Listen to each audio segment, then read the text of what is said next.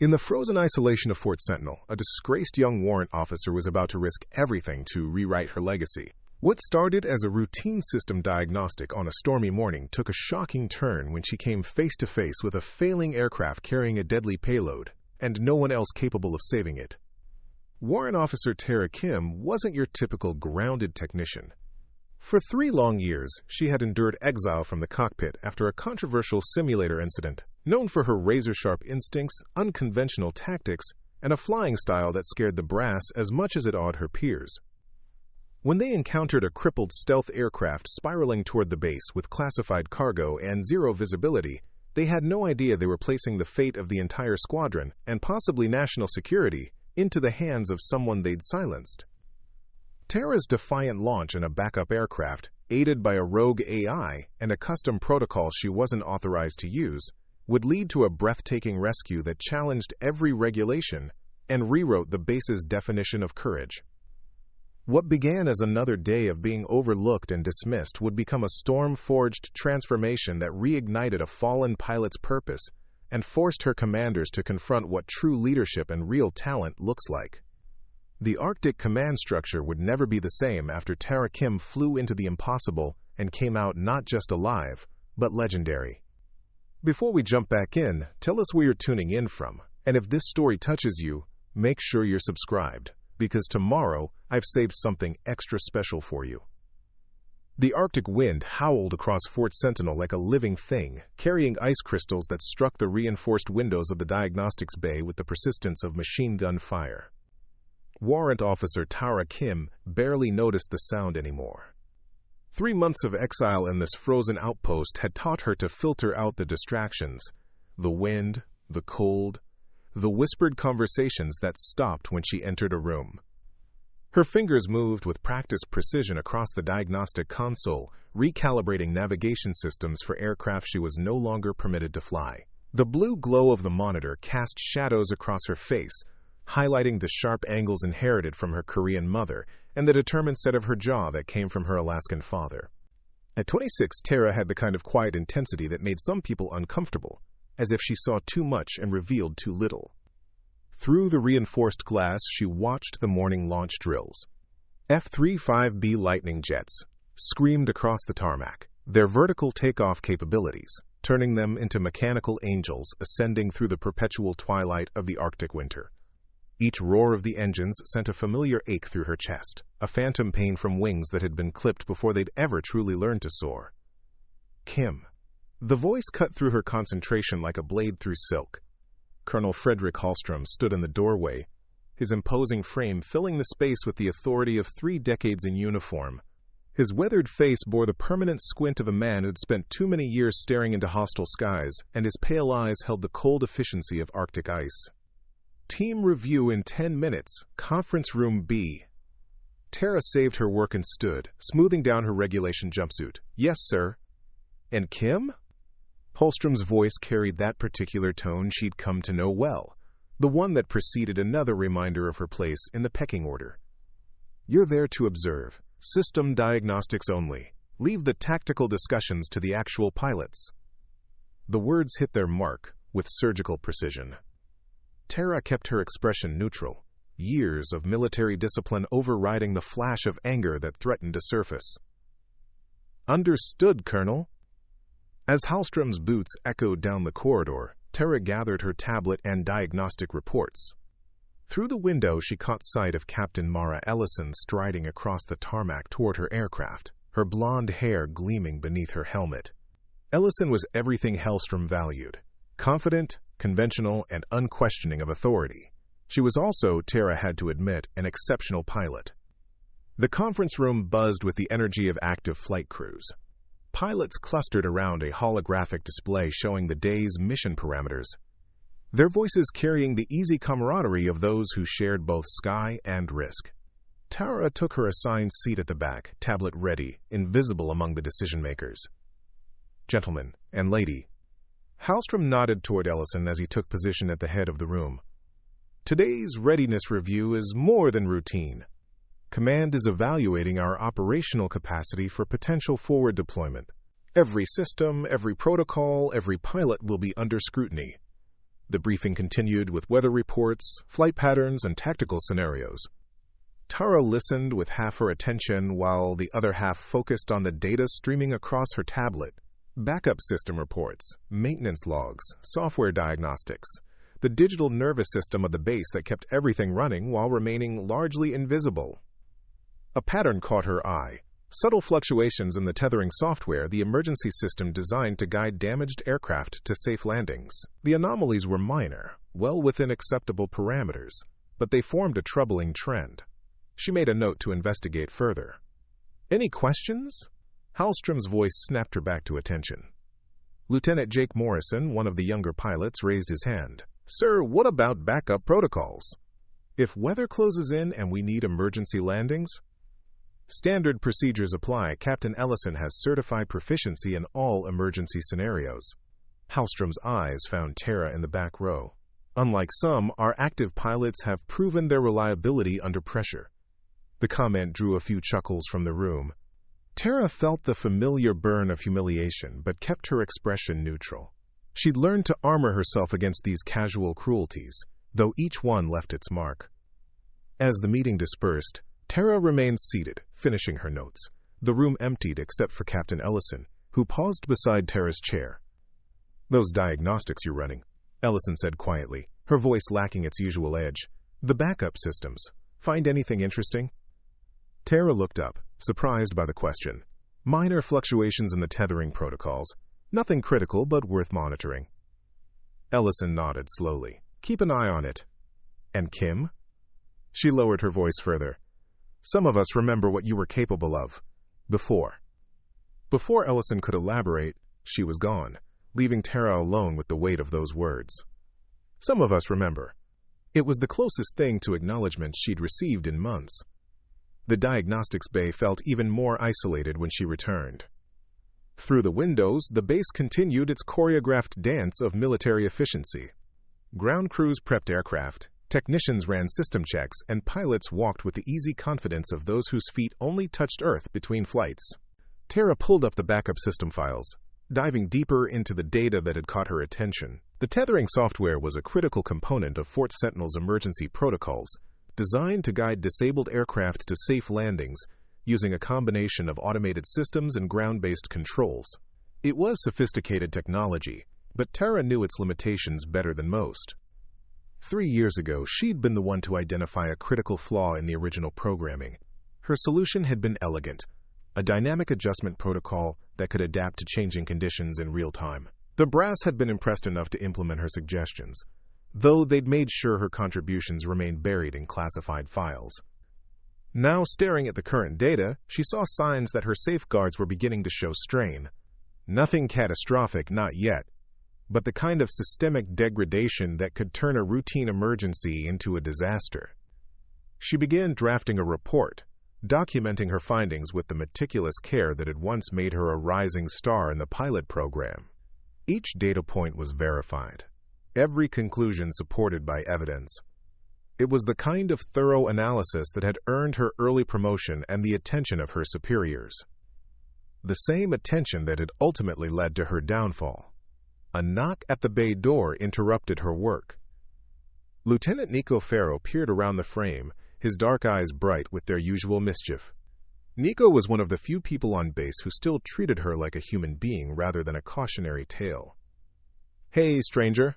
Hiding out in your fortress of solitude again?" Tara gestured him in, grateful for the company. Nico was a ground engineer, brilliant with aircraft systems, but grounded by a hearing loss that had ended his own pilot aspirations. His left ear bore the subtle marking of a cochlear implant, a reminder of the accident that had redirected his career path.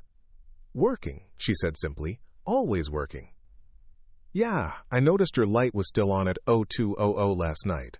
Nico settled into a chair beside her workstation. "You know, there's this crazy concept called sleep, very popular among the mentally stable." Despite herself, Tara smiled.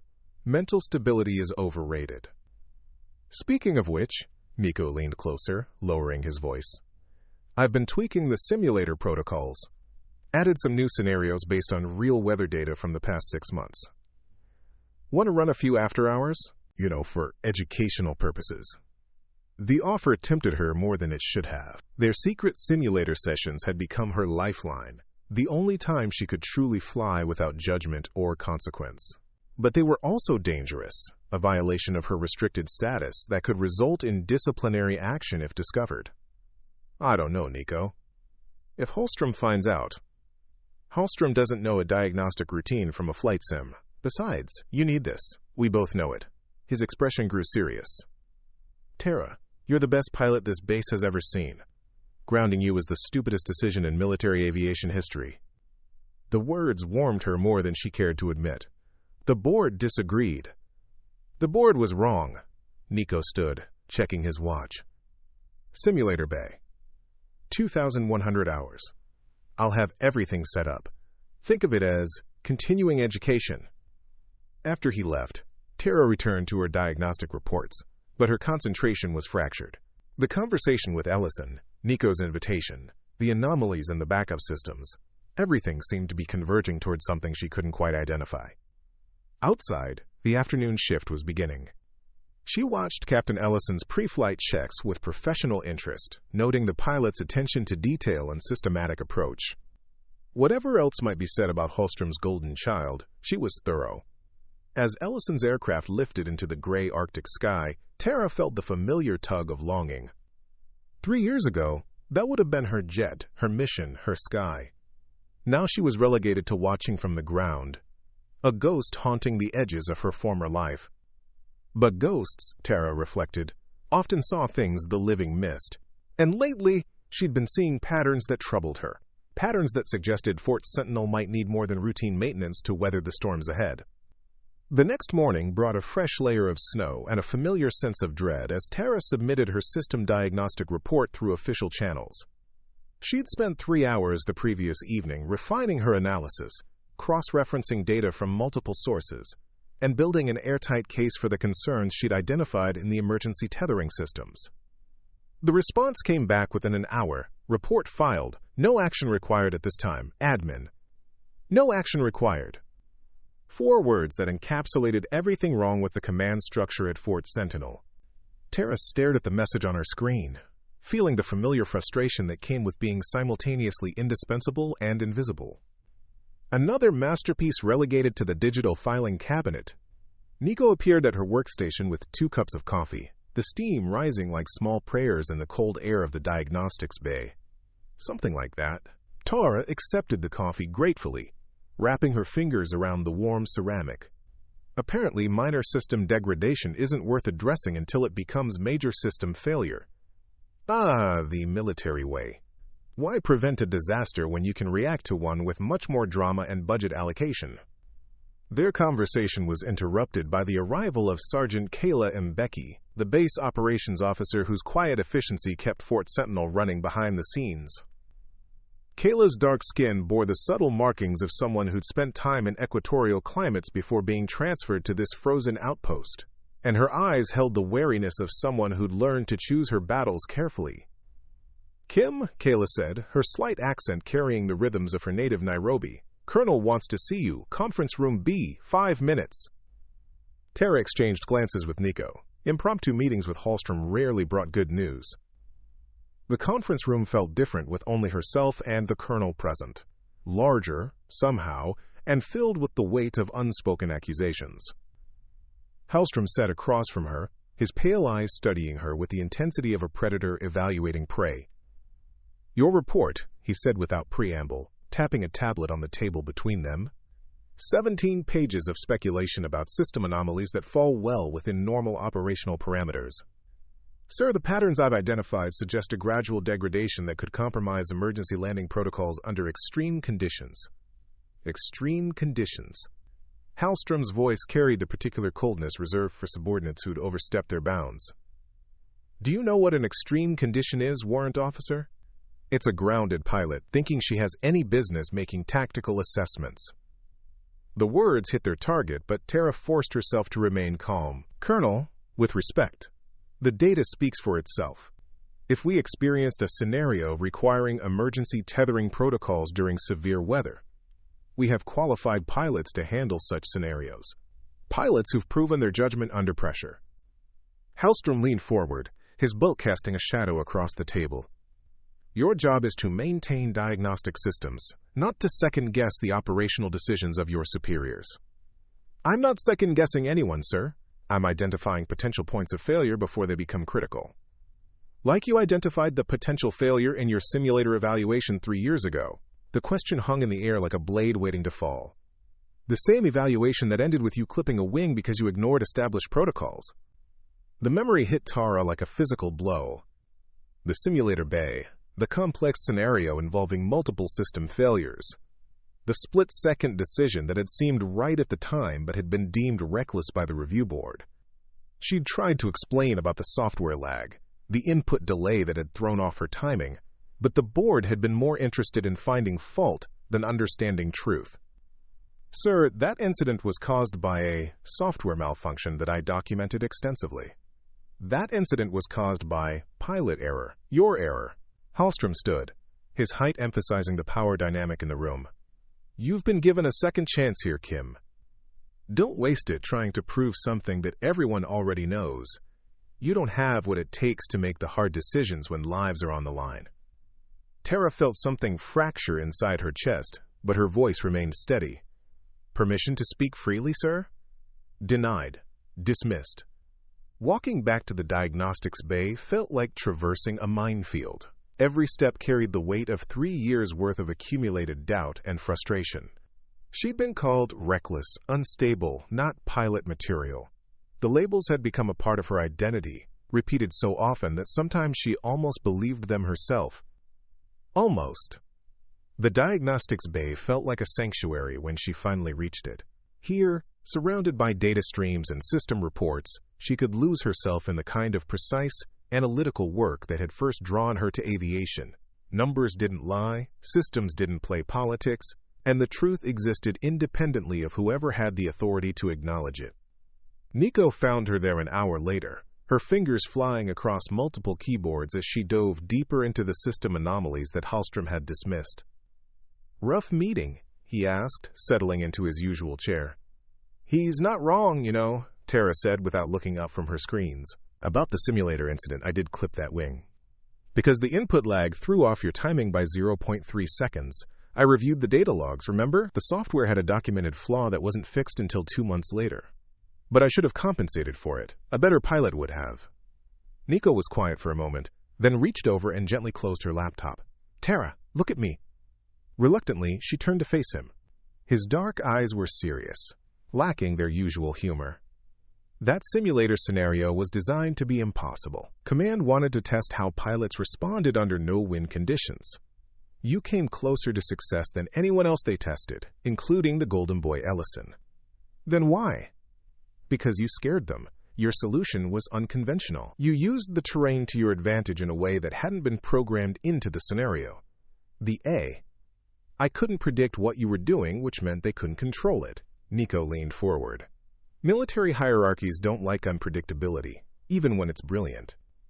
The words settled into something deep in Tara's chest, a warmth that she'd almost forgotten how to feel. Validation, recognition, the simple acknowledgement that her instincts hadn't been wrong, even if her execution had been flawed. The emergency protocols, she said quietly. The patterns I'm seeing in the data, they're real, aren't they? If you say they are, then they are. Your pattern recognition is better than our best analytical software.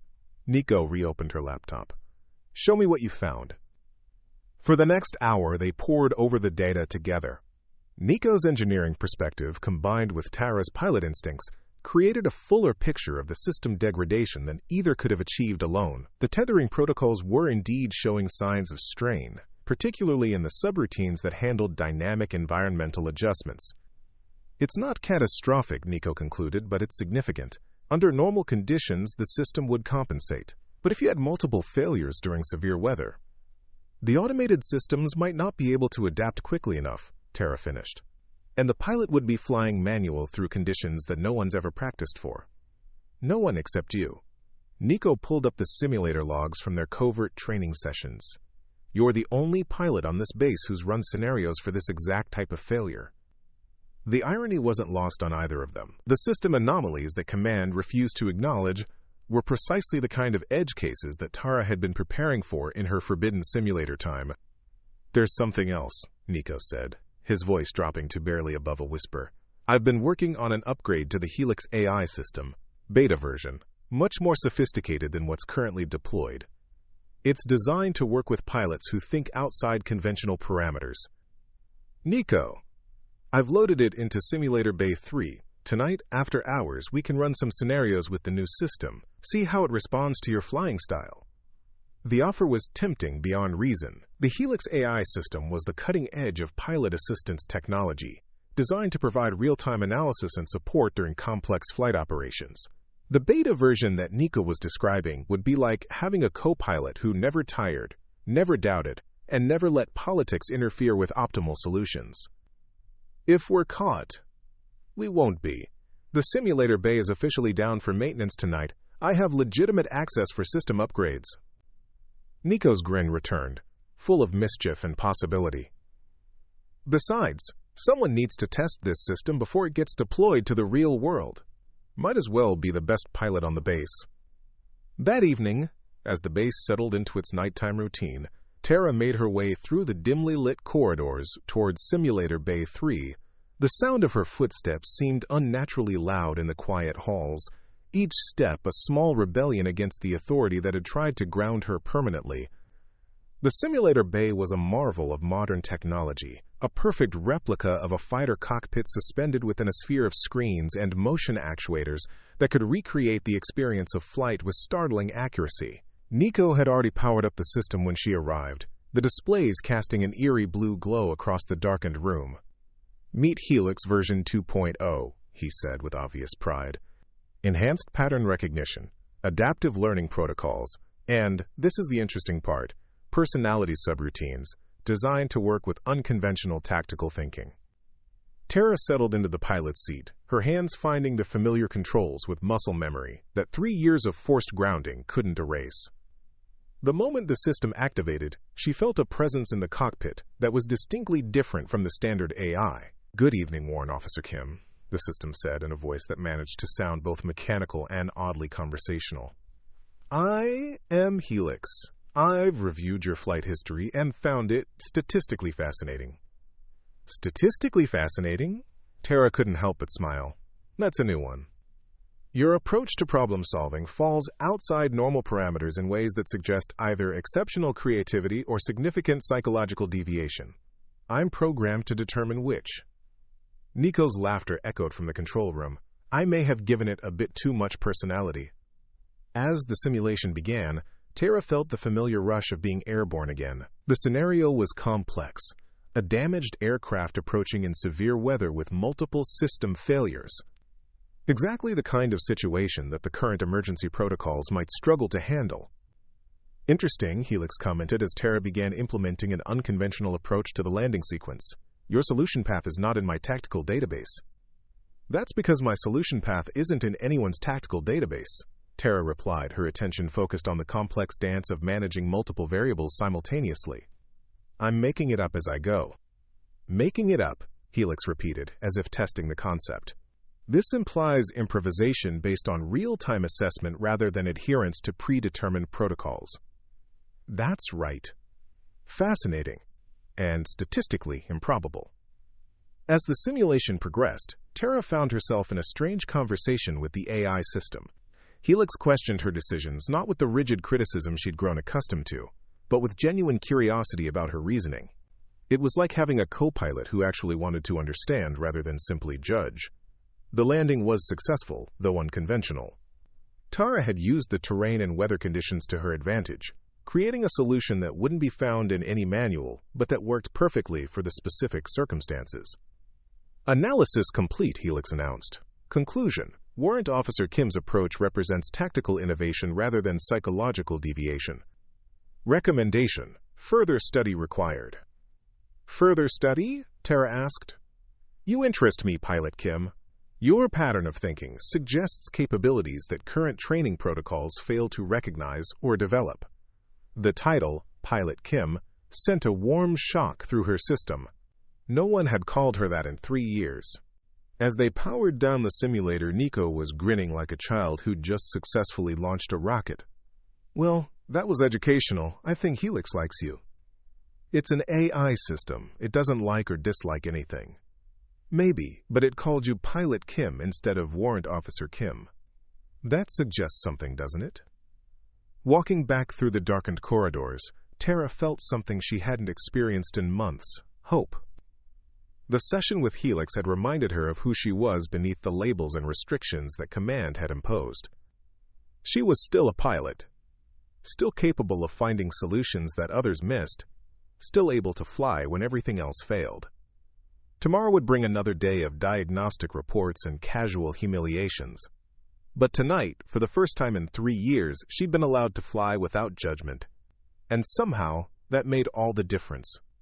The storm arrived like a living wall of white death, moving across the Arctic landscape with the inexorable force of natural disaster. By 0800 hours, visibility had dropped to less than 50 meters, and the wind was gusting at speeds that made even taxiing dangerous, let alone flight operations.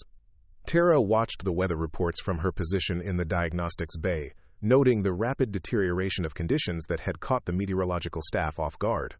The storm had intensified far beyond predictions, turning what should have been a routine weather front into a genuine crisis for anyone caught in the air.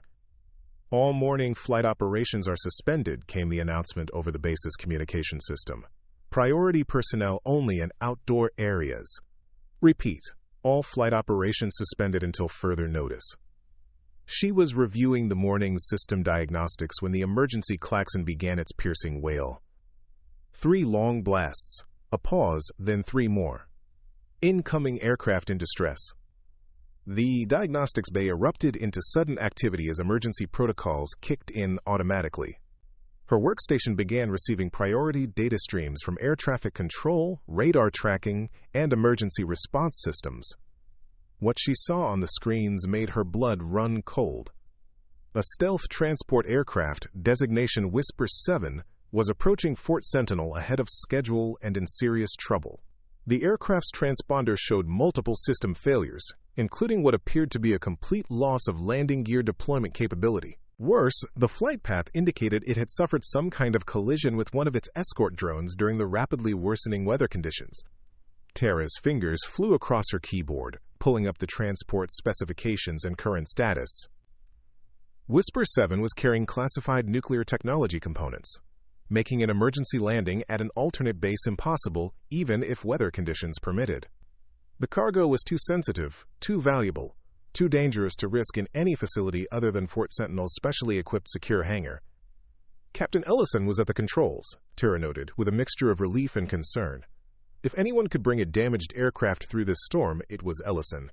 But even the best pilot in the world couldn't overcome certain mechanical realities. And an aircraft without landing gear in zero visibility conditions represented a near-impossible challenge. "Kim!" Sergeant Mbecky's voice cut through the klaxon's wail as she burst into the diagnostics bay. "Emergency response meeting, conference room B, now!" The conference room buzzed with controlled chaos as the base's senior staff assembled for crisis management. Colonel Hallstrom stood at the head of the room, his usual rigid composure showing cracks under the pressure of the developing emergency. "Situation report," he announced without preamble. Whisper 7 experienced a mid-air collision with escort drone Delta 4 at approximately 0815 hours. Both aircraft are down 1 escort, but Whisper 7 suffered significant damage to its landing gear assembly and several critical systems. A holographic display showed the aircraft's approach vector, a wavering line that spoke to the difficulty of maintaining course in the storm conditions. Tara studied the data with professional interest, noting the fluctuations that indicated the pilot was fighting not just weather but also mechanical problems. "Current ETA is 43 minutes, Hallstrom continued. "Captain Ellison is maintaining radio contact, but reports that manual gear deployment is impossible due to structural damage. We're looking at a belly landing in zero visibility." Lieutenant Morrison raised his hand. "Sir, what about diverting to Thule Air Base? They have longer runways and—" "Negative. The cargo is classified beyond Thule's security rating. The aircraft lands here or not at all." Hallstrom's voice carried the finality of orders that came from far above his pay grade. "Our job is to make that landing possible." Tara felt her stomach clench as she began to understand the true scope of the challenge. A belly landing required precise approach vectors, perfect runway conditions, and emergency systems that could guide an aircraft to safety without its normal landing gear. Under ideal conditions, it was difficult. In this storm, with damaged systems, it bordered on impossible. Emergency tethering protocols are activated, Hallstrom announced. All systems are to be brought online immediately. This was the moment Tara had been dreading. She raised her hand slightly, knowing what she had to say would not be welcome. "Colonel, there are issues with the tethering system that should be addressed before activation." The room fell silent except for the distant howl of wind. Hallstrom's pale eyes fixed on her with the intensity of a laser sight. "Explain." "The system anomalies I reported yesterday indicate degradation in the dynamic adjustment protocols. Under normal conditions, it wouldn't be critical, but with multiple system failures and severe weather, the tethering system is operating within acceptable parameters," Hallstrom cut her off. "Your concerns have been reviewed and deemed non-critical. Sir, with respect, those parameters were established for optimal conditions. The current scenario." "Warrant Officer Kim, you are here to provide technical support, not tactical analysis." Hallstrom's voice carried a warning that everyone in the room understood. "The emergency protocols are tested and reliable. They will function as designed." Tara wanted to argue, to explain that her analysis had identified exactly the kind of edge case scenario they were now facing, but she could read the room.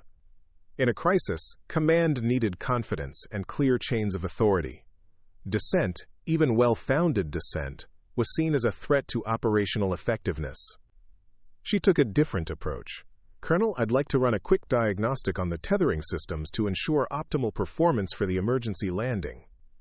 Hallstrom studied her for a moment, perhaps recognizing her attempt to address the issue without directly challenging his authority. "Approved, but keep it brief. We have 38 minutes to be ready." As the meeting dispersed into focused activity, Tara made her way back to the diagnostics bay with a growing sense of dread. The pattern recognition that had made her exceptional as a pilot was now screaming warnings about the developing situation. Too many variables, too many potential points of failure, and a command structure that was more concerned with projecting confidence than acknowledging reality. The tethering system diagnostics confirmed her worst fears.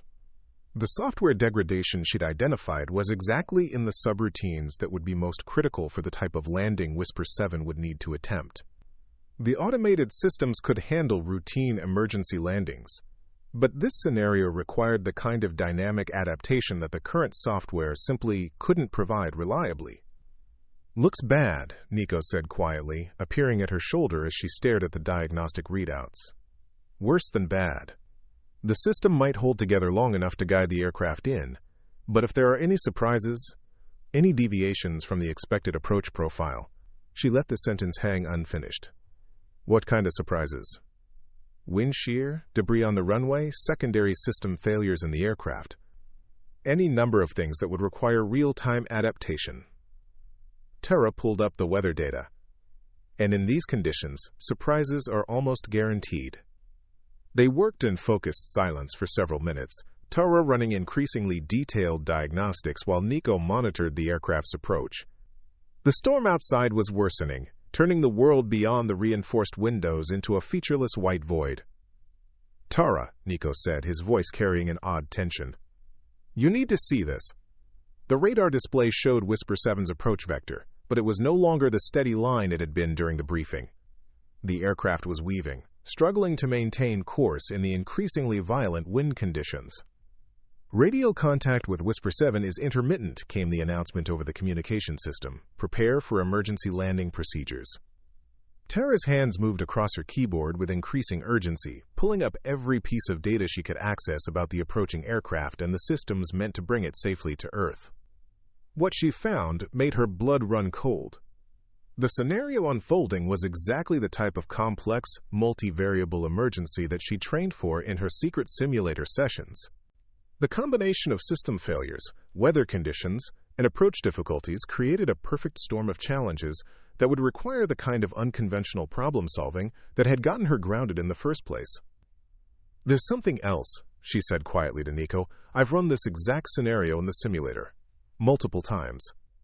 It's one of the training programs I developed for edge case emergencies." "You've trained for this?" "Not just trained. I've solved it. The solution requires a tethering approach that isn't in the standard protocols, but it works. She paused, staring at the data streaming across her screens. The problem is, I'm the only one who knows how to execute it. Through the windows of the diagnostics bay, they could see the emergency crews preparing for the worst. Foam trucks were positioning around the runway, medical teams were standing by, and the entire base was focused on bringing Whisper 7 home safely. But Tara knew, with the cold certainty of mathematical analysis, that the standard emergency protocols wouldn't be enough. The degraded tethering system, the violent weather conditions, and the complexity of a damaged aircraft attempting a belly landing created a scenario that demanded innovation. Innovation from someone who was officially deemed unfit to make such decisions. 22 minutes out came the next announcement. All emergency systems are active and standing by. Tara made a decision that would either save lives or end her career permanently. She began pulling up the simulator protocols she'd developed, preparing to present them to a command structure that had already made clear its opinion of her judgment. Outside, the storm raged with increasing fury, as if nature itself was testing the limits of human skill and determination. In 22 minutes, Captain Ellison would attempt to bring 30 tons of damaged aircraft safely to Earth through conditions that would challenge even the most advanced emergency systems. The question was whether Fort Sentinel's leadership would be willing to listen to the one person who might have a solution, or whether pride and protocol would prove more important than survival. Telling and preparing this story took us a lot of time, so if you are enjoying it, subscribe to our channel, it means a lot to us. Now back to the story. The wind howled its answer across the frozen landscape, carrying with it the sound of approaching engines and the weight of impossible choices. 18 minutes until impact. The words echoed through the operations center like a countdown to disaster, as Tara made her way through the base's corridors with purpose that bordered on desperation. She had the solution, she was certain of it, but convincing anyone to listen would require more than theoretical analysis. She found Sergeant Mbeki in the communications center, coordinating between air traffic control and the emergency response teams. The sergeant's dark eyes were focused and alert, but Tara could see the tension in her shoulders as radio reports painted an increasingly grim picture of Whisper 7's condition. "Kayla," Tara said quietly, using the sergeant's first name deliberately to signal the informal nature of what she was about to propose. "I need to show you something. In private." Mbeki glanced around the busy communications center, then nodded toward a side room used for classified briefings. 2 minutes, that's all I can spare."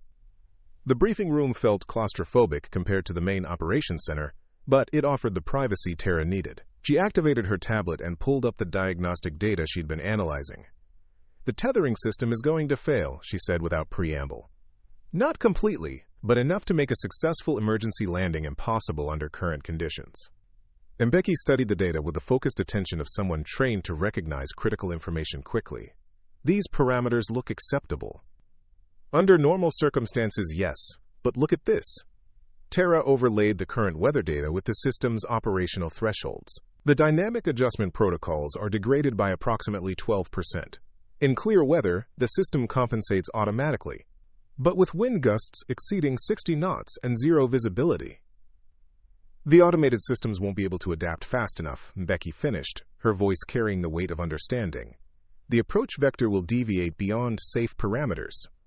"Exactly, and once that happens, there's no recovery. The aircraft will either overshoot the runway or come in too steep."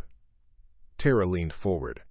"But I have a solution. A modified tethering protocol that I developed for exactly this type of scenario." Mbeki was quiet for a long moment, her eyes moving between the data and Tara's face. When she spoke, her voice was carefully neutral. "You developed this when?"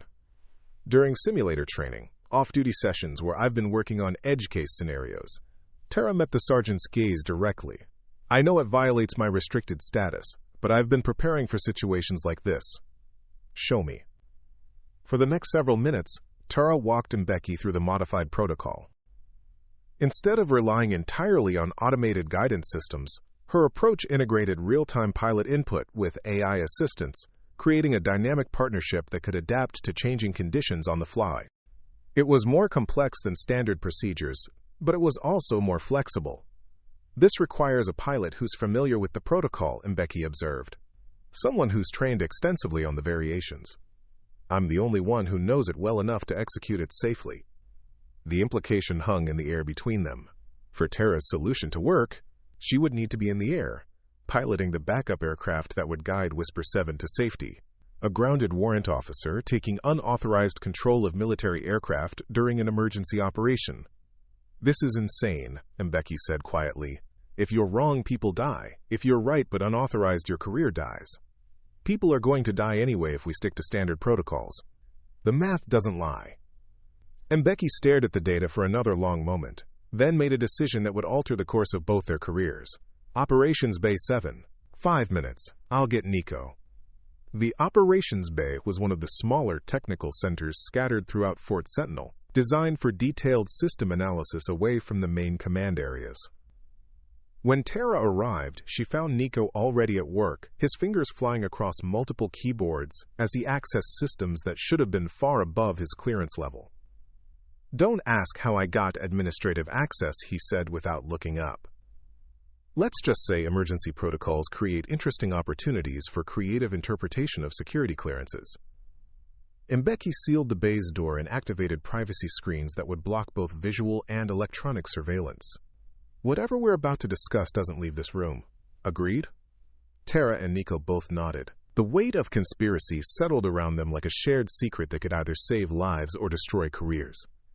"Show us what you've got," Mbeki said. Tara connected her tablet to the bay's main display system, and suddenly the room filled with the three-dimensional representation of her modified tethering protocol. Weather data, aircraft specifications, approach vectors, and system parameters combined into a complex dance of variables that represented the difference between success and catastrophe. "The key is dynamic adaptation," she explained, manipulating the display to show different scenarios. Instead of following a predetermined approach pattern, the tethering aircraft adjusts constantly based on real-time conditions. Wind shear pushes you off course. The protocol compensates. Visibility changes. The system adapts. Secondary failures in the damaged aircraft. The approach modifies automatically. Nico studied the data with the intensity of someone whose life's work involved making the impossible possible. "This is brilliant," he said finally. "But it's also incredibly complex. The pilot would need split-second timing and perfect coordination with the AI systems." "Which is why I need Helix," Tara said. "The standard I can't handle this level of dynamic adjustment, but the beta version you've been developing can adapt in real time to unconventional tactical approaches," Nico finished. "I've been wondering what scenario would really test its capabilities." Mbeki was quiet, studying the display with the calculating attention of someone weighing impossible odds. "How confident are you that this will work?" "In the simulator? 100%. I've run this scenario 43 times with various modifications. The success rate is 96%. "And in real-world conditions?" Tara met her gaze directly. "I don't know, but I know the standard protocols will fail. This gives us a chance." The room fell silent except for the distant howl of wind and the steady hum of electronic systems. Outside, 15 minutes remained until Whisper 7's arrival, and the entire base was preparing for an emergency that most of them didn't realize was already lost. "Helix," Nico said suddenly, addressing the AI system he'd integrated into the bay's computer network. "Run an analysis of Warrant Officer Kim's modified tethering protocol against current weather and aircraft conditions." The response came immediately, the AI's voice carrying its characteristic blend of mechanical precision and unexpected personality. "Analysis complete. Standard emergency protocols show a 23.7% probability of successful landing under current conditions. Modified protocol shows 84.6% probability of success, assuming pilot proficiency with unconventional approach vectors." "Pilot proficiency?" Mbeki asked. "Warrant Officer Kim's flight pattern analysis indicates exceptional capability for dynamic problem-solving under extreme conditions," Helix continued. "Her approach to complex scenarios consistently exceeds statistical probabilities for success." Tara felt a flush of validation that she hadn't experienced in 3 years. Here was an objective system, analyzing data without bias or politics, confirming what she'd always believed about her own capabilities. "There's more," Helix added. "Current degradation in automated tethering systems creates a 67.4% probability of catastrophic failure if standard protocols are attempted. Recommendation: implement modified approach immediately. The numbers settled into the room like a mathematical verdict. Standard approach, near certain failure. Modified approach, high probability of success but only with Tara at the controls. Equipment requirements, Becky asked. Nico was already pulling up schematics. Backup aircraft Falcon 2 is prepped and ready in Hangar 7. It's equipped with the latest tethering hardware and can accommodate the Helix beta system. Flight time to intercept point is 8 minutes. Unauthorized launch procedures? I have maintenance clearance for Hangar 7, Mbeki said slowly. Emergency protocols give me discretionary authority to approve system tests during crisis situations. The implication was clear. They could frame Tara's launch as an authorized system test until the moment she actually engaged with Whisper 7. By then, success or failure would determine whether they were heroes or criminals. 12 minutes remaining, came the announcement over the base communication system. All emergency teams to final positions. Tara felt the weight of decision settling on her shoulders. Everything she'd trained for, everything she'd lost, everything she might become, it all converged on this moment in a cramped operations bay with two people who believed in her when no one else would. If I do this, she said quietly, and it goes wrong. If you don't do this, it goes wrong anyway, Nico replied. At least this way, we have a chance. Mbeki moved to the bay's secure communication panel. I'm going to authorize a system test flight for Falcon 2. Emergency conditions, pilot discretion for flight patterns, full communications blackout for security purposes. She paused with her hand over the authorization switch. Last chance to back out. Tara thought about Captain Ellison fighting to bring a damaged aircraft through impossible conditions. She thought about the nuclear technology aboard Whisper 7, and what would happen if it was lost in a crash. She thought about 3 years of being told she wasn't good enough, wasn't stable enough, wasn't pilot material. Do it, she said. The authorization went through with the quiet efficiency of military bureaucracy.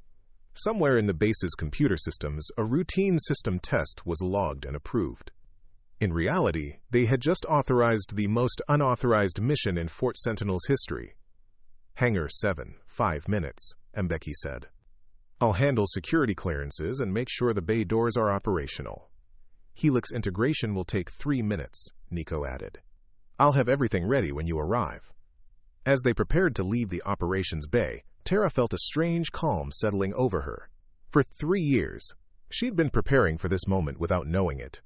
All the simulator sessions, all the technical analysis, all the quiet observation of systems and procedures, it had all been leading to this.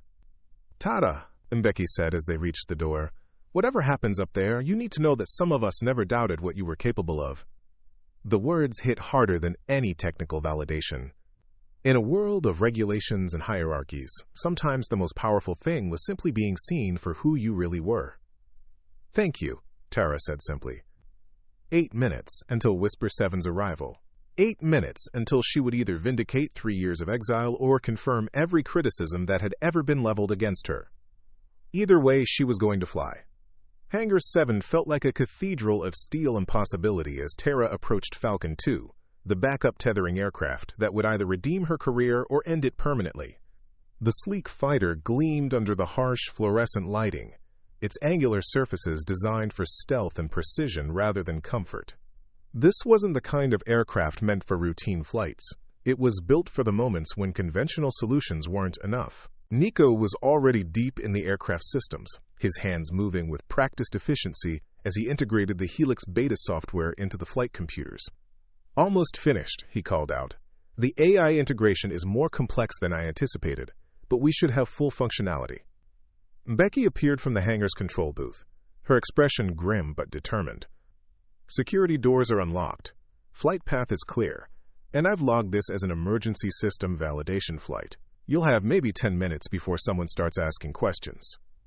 10 minutes should be enough, Tara said, though she wasn't entirely certain. The modified tethering protocol would require precise timing and perfect coordination with Whisper 7's approach. There would be no room for error, no opportunity for second attempts. She began her pre-flight checks with the methodical thoroughness that had been drilled into her during pilot training. Every system, every gauge, every backup procedure was verified twice. The familiar routine helped calm her nerves while her mind processed the magnitude of what she was about to attempt. Helix is online and integrated, Nico announced. The AI has full access to weather data, aircraft specifications, and your modified protocols. It's ready when you are. Tara sealed herself into the cockpit and felt the immediate response of systems coming to life around her. For the first time in 3 years, she was surrounded by the technological symphony of a military aircraft preparing for flight. Every display, every control, every subtle vibration spoke to her with a language she'd thought she'd forgotten. "Good evening, Pilot Kim," Helix said as the system initialized. "I have reviewed the current mission parameters and must note that this operation exceeds normal safety protocols by a significant margin." "Noted," Tara replied, running through her final systems checks. "Can you execute the modified tethering sequence?" "I can. However, I should point out that this approach requires a level of pilot skill that my databases classify as, quote, exceptional. Are you certain you're qualified for this level of complexity?" Despite the circumstances, Tara smiled. "I guess we're about to find out." Indeed. Flight systems are optimal, weather data is current, and I have established preliminary contact with Whisper 7's emergency beacon. Whenever you're ready, Pilot Kim. Quote, the hangar doors began their slow opening sequence, revealing the white chaos of the storm beyond. Wind immediately began buffeting the aircraft, and Tara could feel Falcon 2 responding to the invisible forces that would challenge every aspect of the rescue mission. "Tower, this is Falcon 2 requesting immediate departure for emergency system validation," she said into her headset, using the authorization that Mbeki had provided. "Falcon 2, you are cleared for departure. Maintain radio contact and return immediately upon completion of system tests." The irony wasn't lost on her.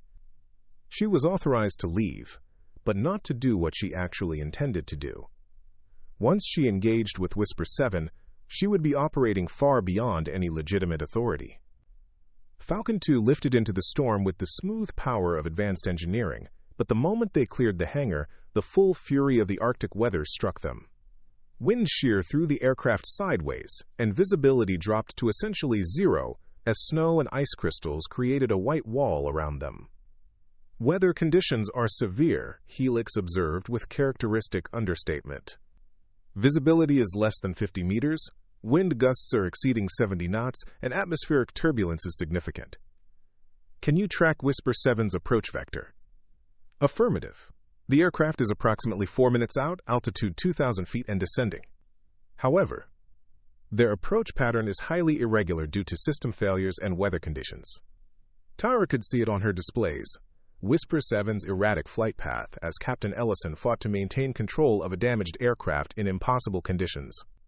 The transport was weaving like a wounded bird, each course correction costing precious fuel and time. "Whisper 7, this is Falcon 2, she said over the emergency frequency. "I'm positioning for tethering assistance." The response was immediate and sharp. "Falcon 2, this is Captain Ellison. Who authorized your launch? Return to base immediately." "Ma'am, I'm equipped with modified tethering protocols that can adapt to your current situation. Standard emergency procedures won't work under these conditions."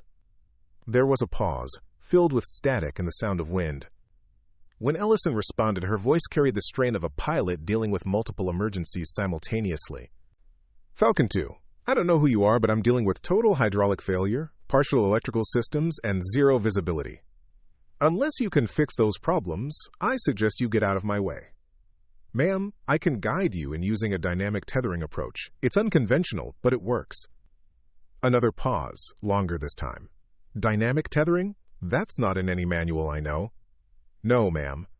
But I've tested it extensively, and it's your best chance under current conditions." "Falcon 2, identify yourself." Tara hesitated for a moment, knowing that her name would carry immediate recognition and probable rejection. "Warrant Officer Tara Kim, ma'am." The silence that followed spoke volumes. Everyone at Fort Sentinel knew her story, knew her reputation, knew the circumstances that had led to her grounding. She could almost hear Ellison processing the implications of accepting help from someone officially deemed unfit for pilot duties. "Kim," Ellison said finally, her voice carrying a mixture of surprise and calculation, "you're not supposed to be flying." "No, ma'am, but right now, I might be your only option." The radio crackled with interference as both aircraft fought through the storm. In the background, Tara could hear alarms and warning signals from Whisper 7's cockpit, painting an audio picture of an aircraft in serious distress. "Helix," Tara said quietly, "what's Whisper 7's current status?" "Multiple system failures confirmed. Landing gear deployment is impossible. Hydraulic pressure is dropping, and electrical systems are operating at 60% capacity. Without intervention, probability of successful landing is less than 15%. The numbers confirmed what Tara already knew. Standard procedures wouldn't save Whisper 7 or its crew. They needed something extraordinary, something that existed outside the bounds of regulation and routine. "Captain Ellison," she said over the radio, "I know this isn't protocol, but I have a solution that can work. Will you let me try?" The pause seemed to stretch forever, filled with the howl of wind and the distant sound of engines fighting against impossible odds. When Ellison finally responded, her voice carried the weight of a command decision made under extreme duress. "Falcon 2, you are cleared to attempt tethering assistance. But Kim, if this goes wrong, we're both dead." "Understood, ma'am. Initiating approach now." Quote, Tara felt the familiar rush of adrenaline that came with high-stakes flying as she maneuvered Falcon 2 into position relative to Whisper 7. Through the storm, she could barely make out the transport's bulk, a dark shadow against the white chaos of the blizzard. "Beginning tethering sequence," she announced, activating the complex array of systems that would create an electronic and physical connection between the two aircraft. The first attempt at establishing the tether failed immediately as a sudden gust of wind threw both aircraft off their carefully calculated positions. Falcon 2 shuddered as turbulence tested the limits of its structural integrity, and Tara fought to maintain control while Helix processed thousands of variables in real time. "Tether deployment failed," Helix reported. "Wind shear exceeded safe parameters by 43%. Recommend abort and retry." "Negative. Whisper 7 doesn't have fuel for multiple attempts." Tara adjusted her approach, using her knowledge of wind patterns and aircraft dynamics to find a solution that existed only in the gap between theory and intuition. Recalculating approach vector. It was then that the radio erupted with a new voice, one that made Tara's blood run cold. "Falcon 2, this is Colonel Hallstrom. You are ordered to return to base immediately. This is direct insubordination, and you are hereby grounded effective immediately." The words hit like a physical blow, but Tara kept her hands steady on the controls. She was committed now, too deep in the rescue attempt to abort without condemning Whisper 7 to almost certain destruction. "Falcon 2, acknowledge orders and return to base," Hallstrom's voice continued, carrying the full weight of military authority. Tara made a decision that would define the rest of her career, one way or another. She reached over and switched off her primary radio, maintaining only the emergency frequency that connected her to Ellison. "Falcon 2, do you copy?" Hallstrom's voice faded into static. "Helix," she said quietly, "can you block remote override commands?" "I can resist them for approximately 12 minutes before base systems overcome my encryption. However, I should note that blocking lawful orders from superior officers is—" "I know what it is. Do it anyway." Acknowledged. Remote override protection is now active. Outside the cockpit, the storm continued to rage with unrelenting fury. Inside, Tara felt a strange calm settling over her as she committed fully to the course she'd chosen. She was beyond the reach of regulation now, operating in the space where skill and instinct mattered more than rank or protocol. "Second tethering attempt in 30 seconds, she announced to Ellison. "This time, we're gonna make it work." 3,000 feet above Fort Sentinel, the impossible was about to become routine. Tara felt Falcon 2 respond to her inputs with the precision of a finely tuned instrument as she positioned for the second tethering attempt. Every instinct developed over years of training focused on the narrow window of opportunity that would either save Whisper 7 or doom them both. "Approaching tether deployment range," Helix announced. "Wind conditions are marginally improved but still well beyond standard operational parameters." Through her headset, Tara could hear the controlled chaos of Whisper 7's cockpit as Captain Ellison dealt with cascading system failures. Alarms blared in the background, punctuated by the sharp reports of equipment being pushed beyond its design limits. "Falcon 2, my fuel situation is critical," Ellison's voice carried the strain of a pilot approaching her limits. Whatever you're going to do, it has to be now." Tara took a deep breath and committed to the approach that existed only in her memory of simulator sessions and theoretical calculations. The modified tethering protocol required split-second timing and perfect coordination between two aircraft in conditions that would challenge even the most advanced automated systems. "Deploying tether," she announced, activating the sequence that would create a physical connection between the two aircraft. The tether deployed cleanly, its carbon fiber cable cutting through the storm as guidance systems locked onto Whisper 7's emergency beacon. For a moment, everything seemed to work perfectly.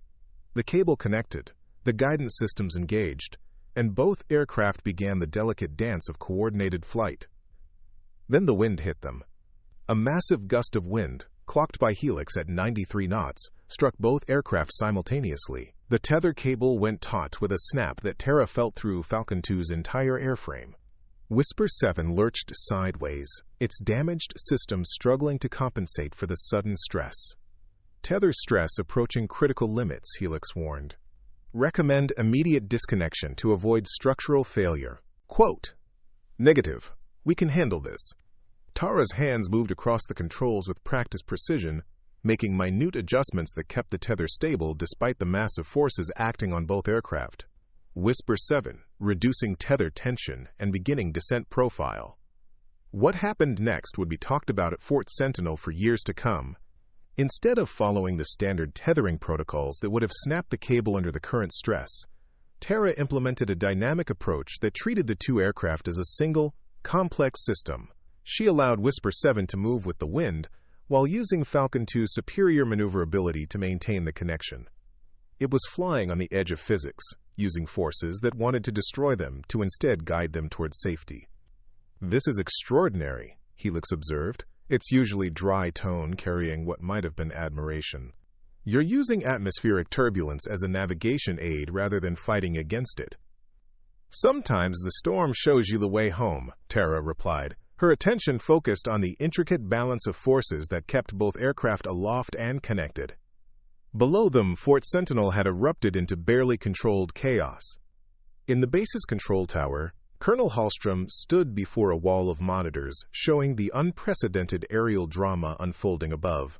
His face was rigid, with barely contained fury, as he watched an officially grounded pilot execute maneuvers that shouldn't have been possible. "Sir, we're receiving priority communications from General Ortega's aircraft," announced the communications officer. "He's requesting immediate briefing on current flight operations." Hallstrom's jaw tightened further.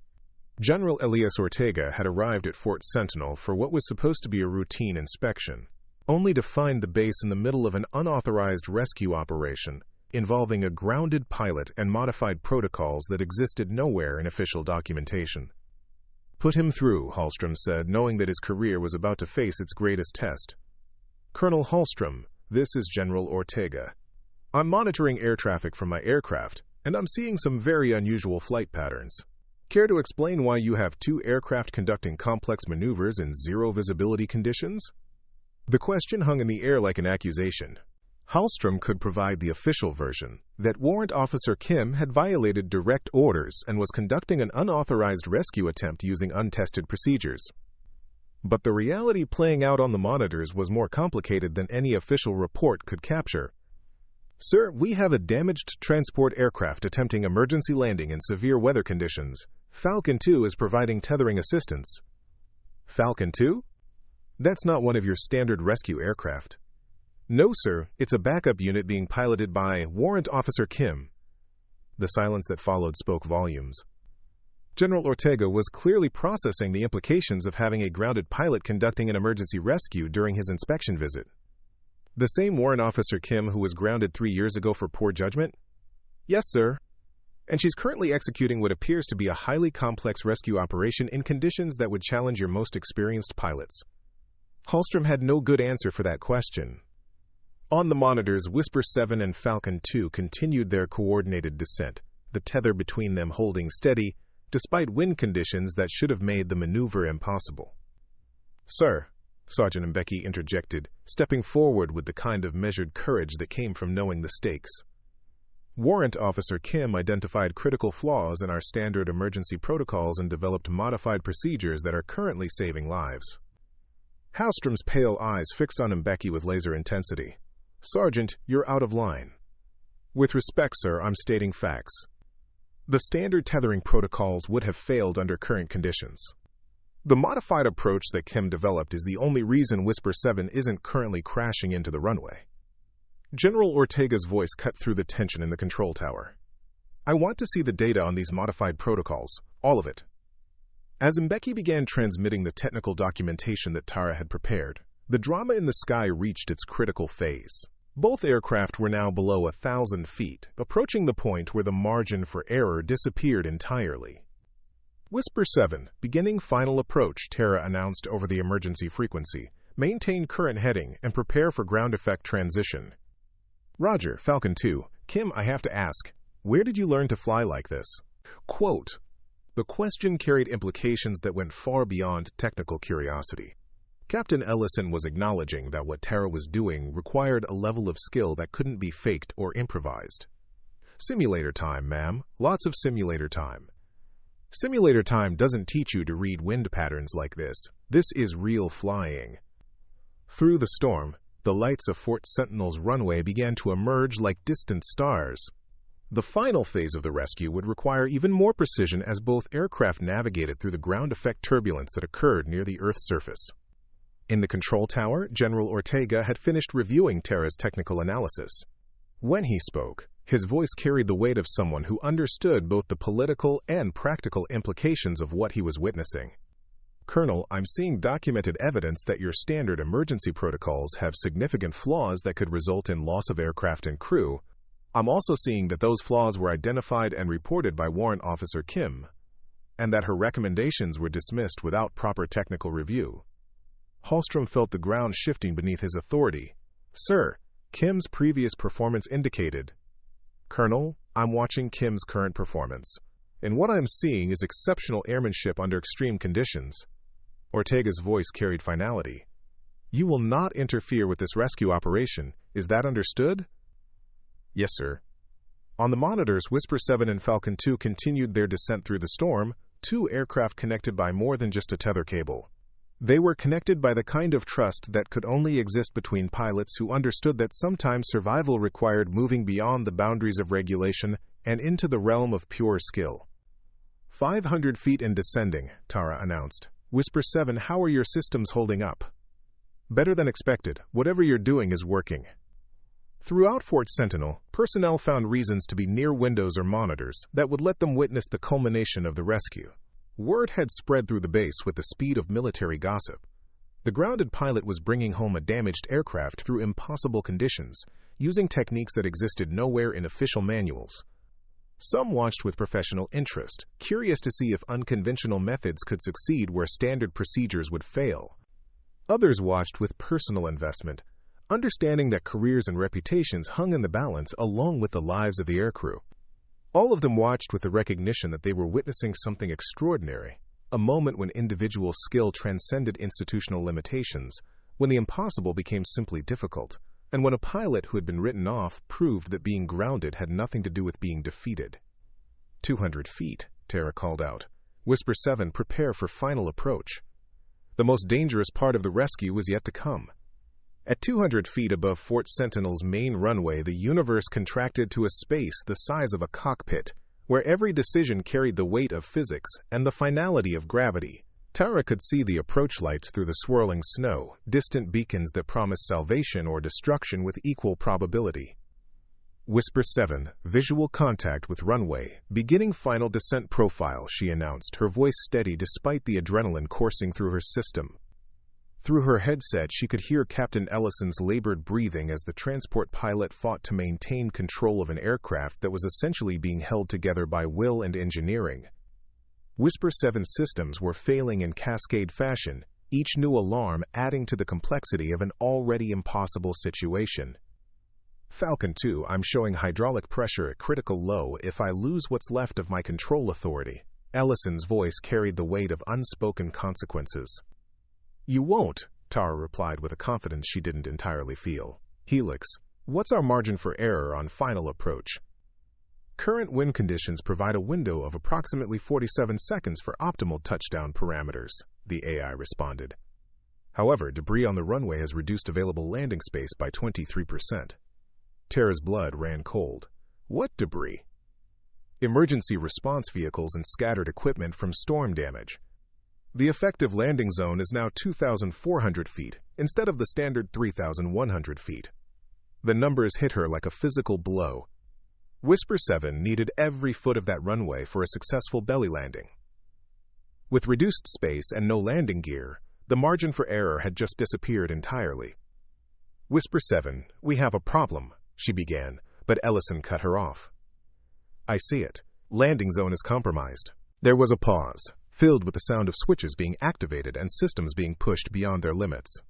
Kim, I need you to understand something. This aircraft is carrying nuclear fuel components that cannot be allowed to impact outside the secure zone if we can't make the runway. The implication was clear. If Whisper 7 couldn't land safely within Fort Sentinel's secure perimeter, the only alternative was to deliberately crash it in an uninhabited area, sacrificing the aircraft and crew to prevent a potential nuclear incident.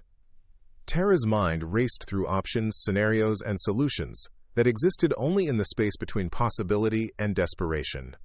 The standard tethering protocol called for the guide aircraft to maintain connection until the damaged plane was safely on the ground. But with the compromised landing zone, standard procedure would doom them both.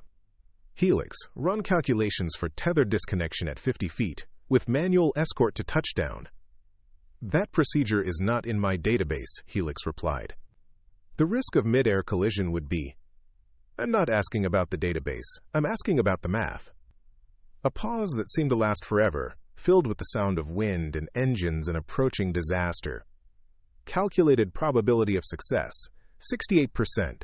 Warning, this approach requires pilot skills that exceed normal human limitations. Normal limitations, Tara repeated quietly. Then, with decision made, Whisper 7, I'm going to disconnect the tether at 50 feet and escort you in manually. It's the only way to guarantee you hit the landing zone. Kim, that's insane. Without the tether, there's no safety margin. If something goes wrong, something's already wrong. This is how we fix it. Through the storm, Tara could see the lights of Fort Sentinel growing larger.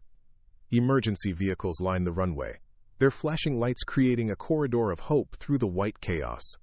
Every person on the base was watching, waiting, holding their breath for an outcome that would either validate or condemn everything that had led to this moment. 50 feet, she announced, disconnecting tether, now.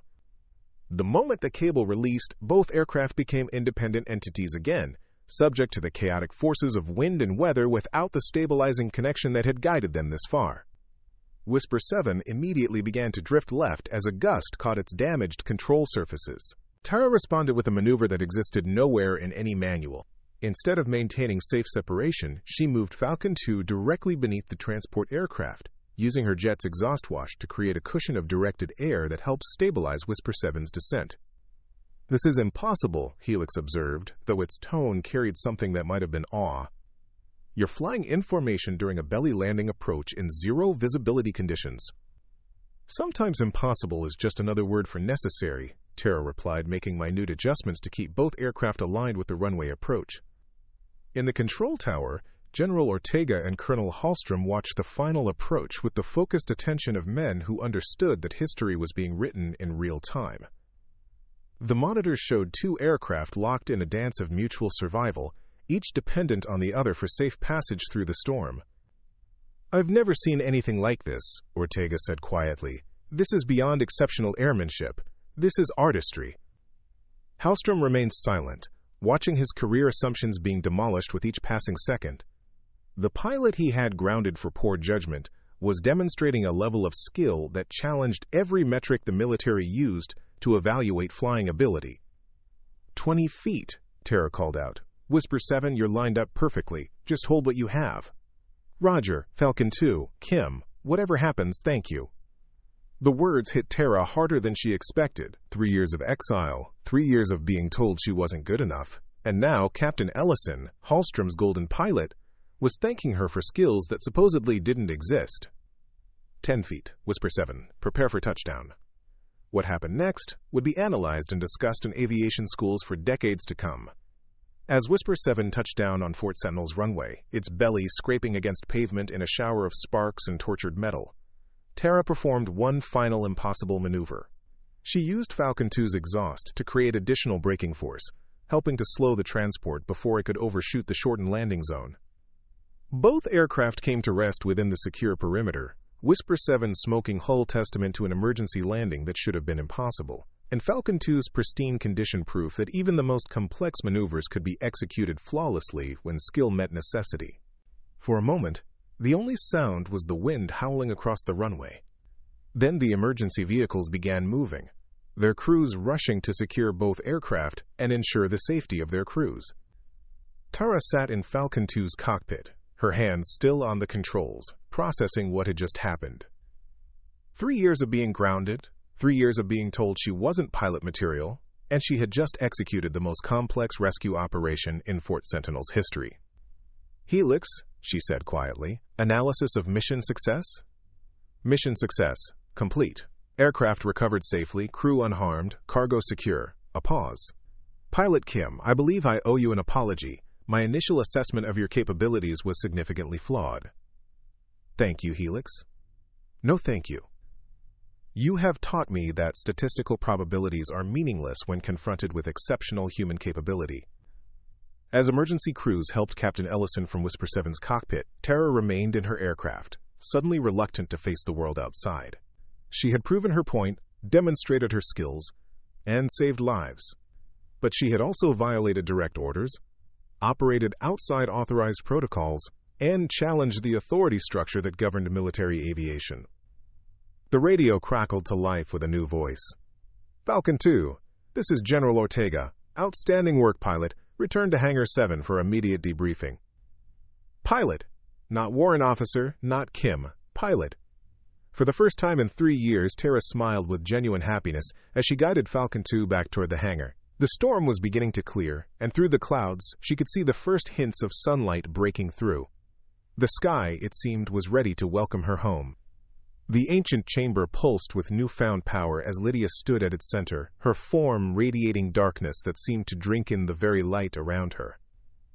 The blood of the fallen had been absorbed, their essence now part of something far greater and more terrible than any of them could have imagined. "You feel it now, don't you?" Silas's voice carried across the vast space, his scarred face reflecting satisfaction, the true nature of what we've awakened. Marcus struggled against his bonds, silver chains burning into his flesh. "Lydia, this isn't you, whatever they've done." "Done?" Lydia's laughter was like breaking glass.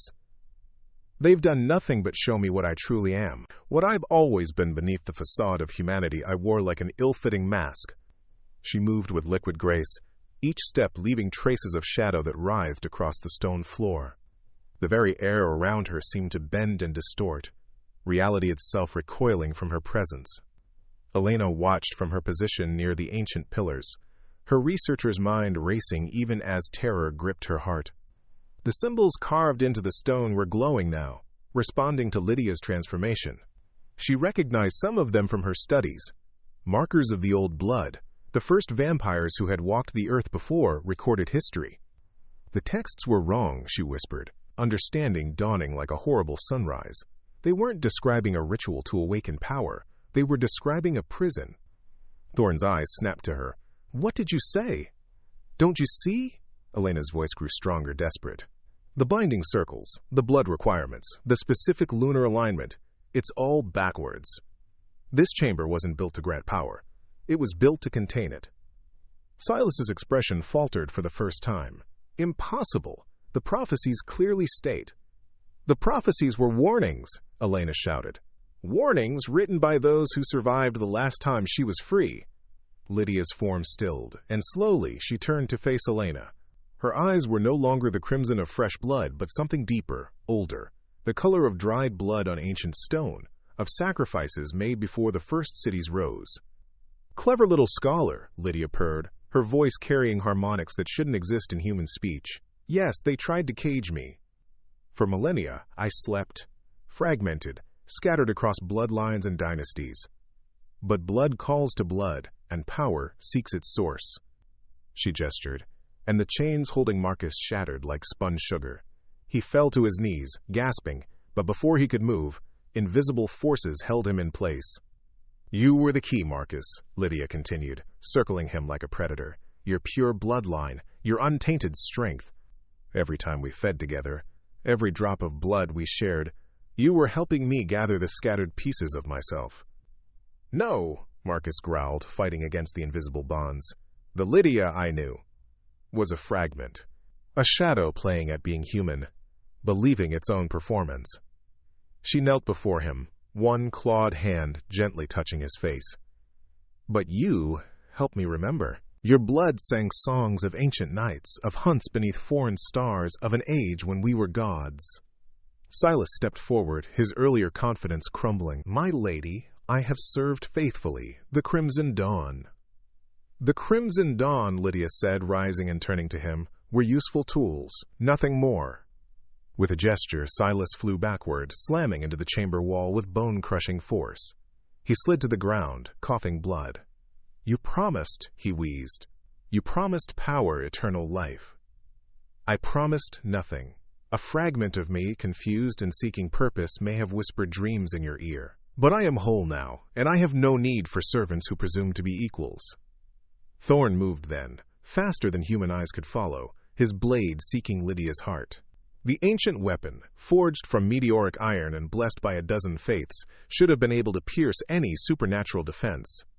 The blade shattered against Lydia's skin like brittle ice. "Brave hunter," she said, catching Thorn by the throat before he could retreat. "How many of my children have you killed with that pretty sword? How many centuries have you extended your worthless life by drinking the essence of my descendants?" Thorn's eyes widened in shock. Few knew the secret of the hunter's longevity, that they sustained themselves on the very creatures they hunted, a hypocrisy as old as their order. "Yes," Lydia smiled, showing fangs that seemed to distort space around them. "I can taste it in your blood. The borrowed time, the stolen years. You're no different from us, just more selective in your feeding." She didn't kill him. Instead, she simply let go, and Thorn collapsed, aging decades in seconds as all his stolen years caught up with him at once. His hair whitened, his skin wrinkled, and his strong frame withered to that of the old man he should have been. "Now then," Lydia said, turning to survey the chamber, "where were we?" The building shook and cracks appeared in the ancient stone. The binding circles that Elena had identified were failing, their purpose inverted. Instead of containing power, they were now channeling it outward, into the world. "You can't do this," Elena said, her voice trembling but determined. "The world has changed. Humanity has weapons now that—" "Humanity," Lydia interrupted, "has always had weapons. Bronze, iron, steel, gunpowder, atoms split and fused. And yet here I stand, as I have always stood, while empires rise and fall around me like waves upon the shore." She walked to the center of the chamber, where the convergence of ley lines created a natural focal point of power. The air there shimmered with possibility, with potential waiting to be shaped. "But you're right about one thing," Lydia continued. "The world has changed. Grown crowded, noisy, polluted with electric lights that burn away the beautiful darkness. Perhaps it's time for a cleansing." Marcus found his voice again, straining against the forces that held him. "Lydia, please. I know you're in there somewhere. The woman I loved?" Lydia's laugh was cruel. "Oh, Marcus." "Sweet, devoted Marcus. You loved a mask, a performance. Though I admit, some part of me, the human part one wore, may have loved you back. Consider that a mercy, as I grant you a choice." The invisible bonds released him, and Marcus stumbled forward, catching himself before he fell. "Join me," Lydia said, extending a hand. "Embrace what you truly are. Stand at my side as I remake this world into something worthy of our kind. Or die here now, with your precious humanity intact." The chamber fell silent except for the sound of crumbling stone and the whispered prayers Silas was muttering from his broken position against the wall. Marcus stood slowly, his eyes never leaving Lydia's face. In her features, he could still see traces of the woman he'd known, the way she tilted her head when curious, the slight curve of her lips when amused. But overlaying it all was something ancient and terrible, beautiful in the way a storm or wildfire is beautiful. I have a third option, Marcus said quietly. Lydia raised an eyebrow. Oh? Moving faster than he ever had before, Marcus grabbed one of the fallen ritual daggers and drove it into his own heart, but not to kill, to bleed. His blood, ancient and powerful in its own right, splashed across the binding circles on the floor. No! Lydia shrieked, understanding his intent too late. Marcus's blood, willingly given, powered by sacrifice rather than taken by force, had a different quality than what had been spilled before. It didn't feed the inverted ritual. It began to restore it to its original purpose. The chamber's shaking intensified, but now the cracks in the stone were sealing themselves, the binding circles flaring to life with silver fire. Clever boy, Elena breathed, realizing what Marcus had done. The ritual requires blood, but the intent matters. Willing sacrifice to contain, rather than forced sacrifice to release. Lydia's form flickered, her perfect control wavering. You would cage me again? After everything? Not cage, Marcus said, falling to his knees as his lifeblood continued to flow. Balance. The Lydia I knew, the fragment you call her, she was real. She had choices, feelings, dreams that weren't about dominion and darkness. I'm not trying to destroy what you are, I'm trying to save who you could be. For a moment, Lydia's expression softened, confusion and something almost like pain crossing her features. The ancient being and the human fragment warred within her, creating cracks in her perfect certainty.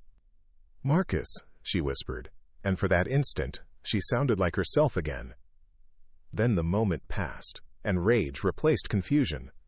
If I cannot be free, then you will all share my prison. She raised her arms, and shadows exploded outward from her form. Not mere darkness, but hungry void, that devoured light, heat, even sound. The shadows reached for everyone in the chamber, promising not death but something worse. Eternal existence as extensions of her will, conscious but enslaved. Elena grabbed one of the remaining ritual implements, a silver chalice that had held sacred blood. She spoke words in a language that predated Latin, words she had memorized but never understood until this moment. The chalice flared with holy light, creating a barrier that the shadows couldn't cross. The binding won't hold without an anchor, she shouted over the roaring darkness. Someone has to complete the ritual from the inside. Thorn, aged and withered but still conscious, dragged himself toward one of the cardinal points of the binding circle. I've spent centuries hunting monsters, he wheezed. Perhaps it's time I stopped running from my own humanity. He pressed his palms to the carved symbols, and what little life force remained in him flowed into the ancient stone. One point of the binding star flared to life. Silas, broken but not dead, watched this with growing understanding.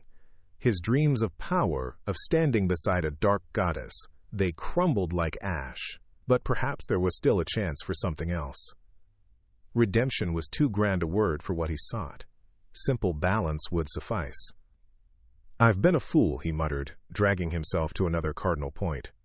But even fools can choose their ending. Quote, he too placed his hands on the symbols, and another point ignited. 3 points active, 2 remaining. Marcus, growing weaker by the moment, looked at Elena. You have to go. When this completes, someone needs to remember, Elena said firmly. To write it down correctly this time, so future generations don't make our mistakes. She moved to the 3rd point, hesitating only a moment before placing her hands on the cold stone. The knowledge in her mind, the years of study, the understanding she'd gained, it all flowed into the binding, giving it structure and purpose. 4 points active, 1 remaining. Lydia's form was becoming less stable, flickering between the beautiful woman she had been and something far older and more terrible. The shadows she commanded lashed out wildly, no longer under perfect control. You cannot do this, she raged. I am eternal. I am. You are Lydia, Marcus said, dragging himself to the final point.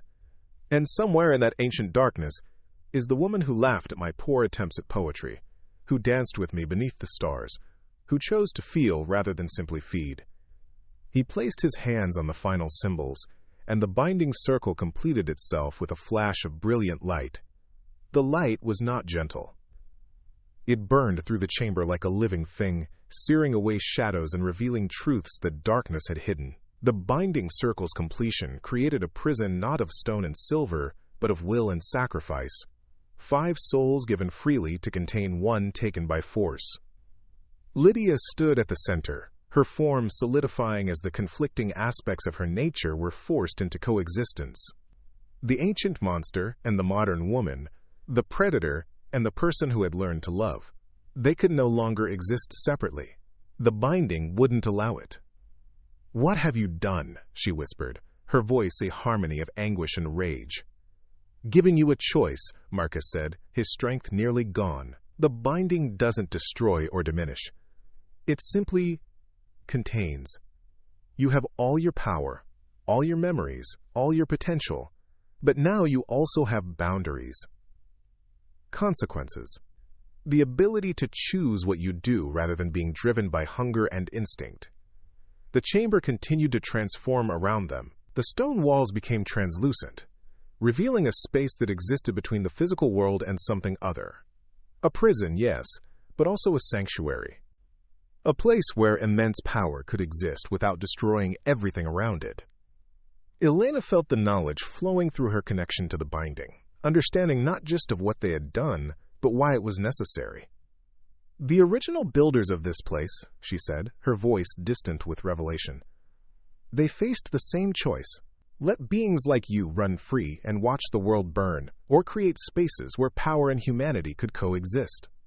"Coexist," Lydia laughed bitterly. "You mean control. Cage. Diminish." "No," Thorn wheezed from his position. "I've spent lifetimes believing that. Hunting, killing, never understanding. But power without restraint isn't strength. It's chaos. What we've given you isn't a cage. It's a framework." Silas, surprising everyone, began to laugh. It was a broken sound, tinged with madness and understanding in equal measure. "Don't you see the irony?" he asked. "We sought power, all of us. You to reclaim it, me to gain it, them to contain it. And in the end, we've all become part of something greater than any of us intended." The binding was complete now, but its nature was becoming clearer. The 5 who had powered it weren't dying. They were transforming, becoming part of the structure itself, living pillars that would maintain the balance between Lydia's nature and the world's need for stability. "I could have remade everything," Lydia said, her form finally stabilizing into something that was both the woman Marcus had loved and the ancient being she truly was. "Brought back the old nights, the wild hunts, the time when we were worshipped and feared in equal measure." "And in doing so, destroyed everything worth having," Marcus replied, "including yourself. The fragment you dismiss. The part that was human enough to love, to choose, to be more than hunger. That's not weakness. It's evolution." Lydia moved toward him, and the binding allowed it. She knelt beside his fading form, touching his face with hands that could crush stone but were gentle as whispers. "I hate you for this," she said softly, "and I love you for it. Do you understand what you've condemned me to? An eternity of feeling, of caring, of being bound by conscience and consequence?" "I've condemned you to choice," Marcus corrected. "What you do with it is up to you." The transformation was accelerating now. Elena felt her physical form becoming less distinct, her consciousness expanding to encompass the entire binding structure. She could sense the others undergoing the same change. Thorn's grim determination, Silas's desperate hope for meaning, Marcus's unwavering love. "We won't be gone," Elena realized aloud. "We'll be different. Part of this place, maintaining the balance, ensuring the binding remains stable." "Eternal prison guards," Lydia said. "How noble." "Eternal companions," Marcus corrected again. "You won't be alone, Lydia. None of us will." The chamber pulsed with power as the transformation neared completion. The physical space was becoming something more, a nexus between worlds, a place where the impossible became possible but remained contained. Lydia stood, looking at each of them in turn. "You realize what you've created, don't you? A space where others like me will be drawn. The old ones, the powerful ones, those who don't fit in your modern world of electric lights and digital dreams." "Then we'll help them find balance too," Thorn said, his aged form beginning to shimmer with silver light. "Not through hunting or killing, but through understanding. The choice you spoke of, Lydia, we can offer it to others. A sanctuary, Silas added, wonder in his voice. Not just a prison, but a place of transformation, where monsters can choose to be more. The final moments of their human existence arrived with surprising gentleness. One by one, they dissolved into light, not dying, but becoming part of something larger. Their consciousness remained, woven into the very fabric of the space they had created. Marcus was the last, his form fading as he maintained eye contact with Lydia. "I'll be here," he promised. "Always. Whatever you choose, wherever this path leads, you won't walk it alone." "Damn you," Lydia whispered, and tears of blood traced down her perfect cheeks. "Damn you for making me feel." Then he was gone. No, not gone, transformed. She could sense him in the silver fire of the binding, feel his presence in the very air of this new space. All of them were there, part of the structure that contained her while somehow also setting her free. Lydia stood alone in the center of the transformed chamber, but she wasn't truly alone. She could feel them all. Marcus's love, Elena's curiosity, Thorne's determination, even Silas's desperate need for purpose. They were part of her prison, yes, but also part of her redemption. The space around her shimmered with possibility. She could shape it, she realized. Make it a throne room or a garden, a library or a battlefield. The binding gave her boundaries, but within those boundaries, she had more freedom than she'd ever imagined. "So this is my eternity," she said to the air, knowing they could hear her. Bound but not broken, contained but not controlled, and never, ever alone. The sensation of Marcus's presence grew stronger, warming her in a way that had nothing to do with temperature. "Our eternity," his voice whispered through the binding. "Whatever you make of it, we make together." Lydia closed her eyes, feeling the weight of centuries and the possibility of centuries more. When she opened them again, decision crystallized in their depths. "Then let's make it something worthwhile," she said. The space around her began to change, shaped by will and desire into something new. Not the dark throne room of her ancient dreams, nor the modern world she had learned to navigate. Something between, something balanced. A sanctuary for the lost. A place of transformation for those who carried darkness within them but yearned for light. A bridge between the world that was and the world that is, maintained by 5 souls who had chosen sacrifice over supremacy. 1 year after the binding, the sanctuary had become something none of them had fully envisioned. What had begun as a prison had evolved into a unique space that existed between dimensions, accessible to those who needed it, invisible to those who didn't. Lydia stood in what she had come to call the observatory, a room she had shaped from pure will where windows showed not just the physical world but all the hidden currents that flowed beneath it. She watched a young vampire, barely a decade turned, struggling with bloodlust in the streets of Prague. "Another one?" she murmured. "The third this week," Elena's voice responded, not from any single point, but from the very walls themselves. Her consciousness, distributed through the binding, had become the sanctuary's living library. The old bloodlines are awakening faster. Something's stirring them. Lydia gestured, and the view shifted, showing the young vampire from different angles, different spectrums of reality. She could see his hunger, yes, but also his horror at what he'd become, his desperate desire to be more than a monster. Bring him, she decided. The sanctuary's influence extended into the physical world in subtle ways. A door that hadn't existed moments before appeared in the alley where the vampire hunted. Not forcing, merely offering. A choice, the young vampire, driven by instinct and desperation, fled through it. He emerged in the sanctuary's reception hall, a space Lydia had crafted to be simultaneously comforting and awe-inspiring.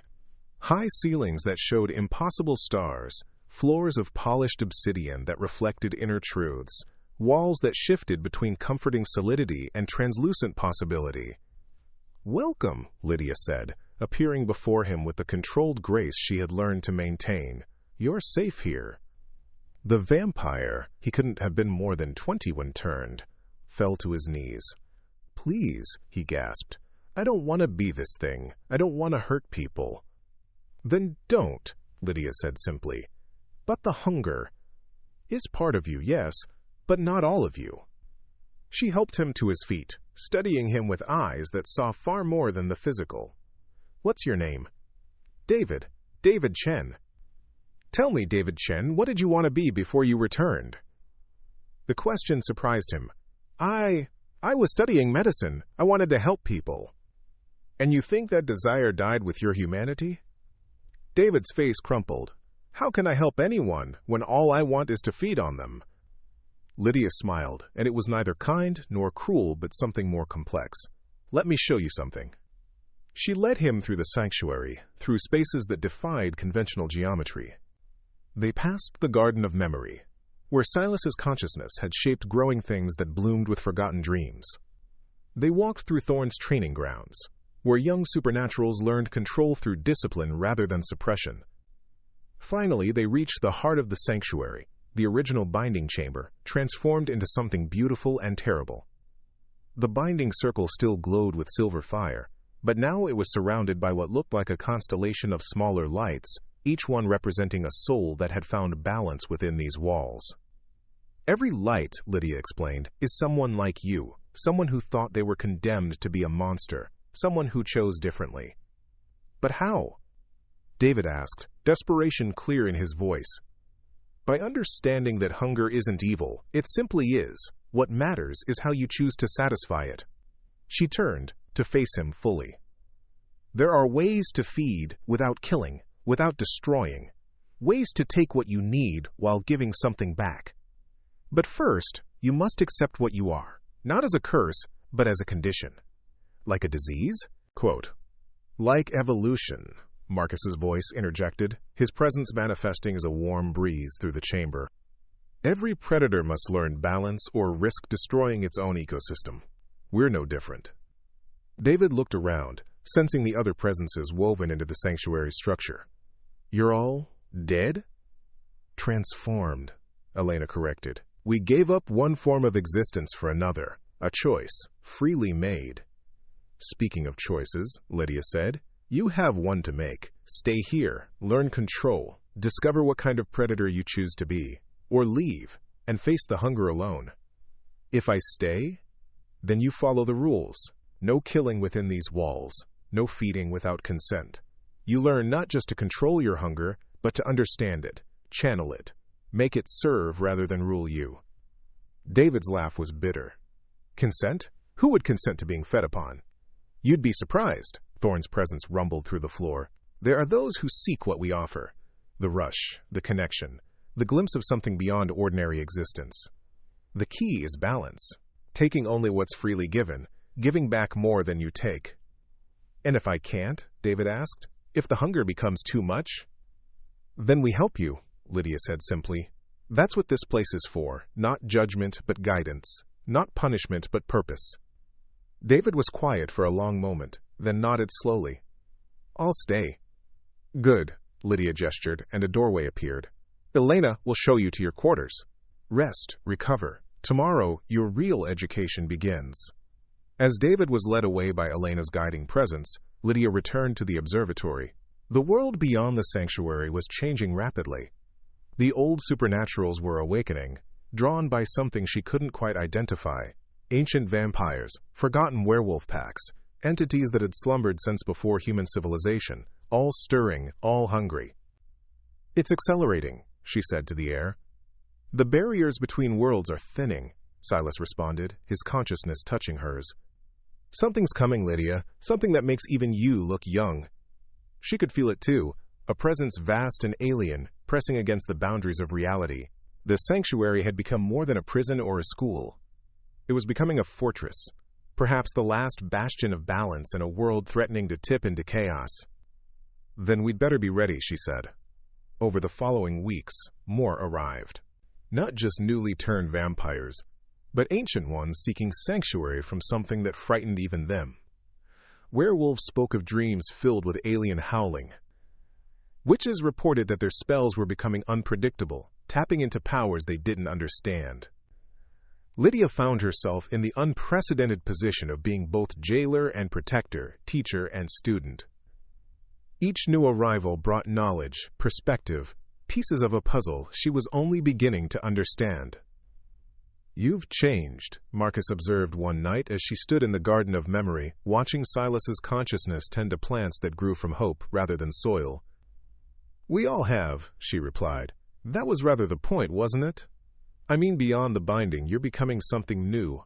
Not the ancient predator, not the modern woman, but something that transcends both." Lydia considered this. Evolution, as you called it. Adaptation to a changing environment. She paused. "Do you regret it? What we've become?" "No," Marcus answered without hesitation. "We've created something unprecedented. A space where monsters can choose to be more, where power serves purpose rather than hunger. Whatever's coming, at least we've given them a fighting chance." "Them?"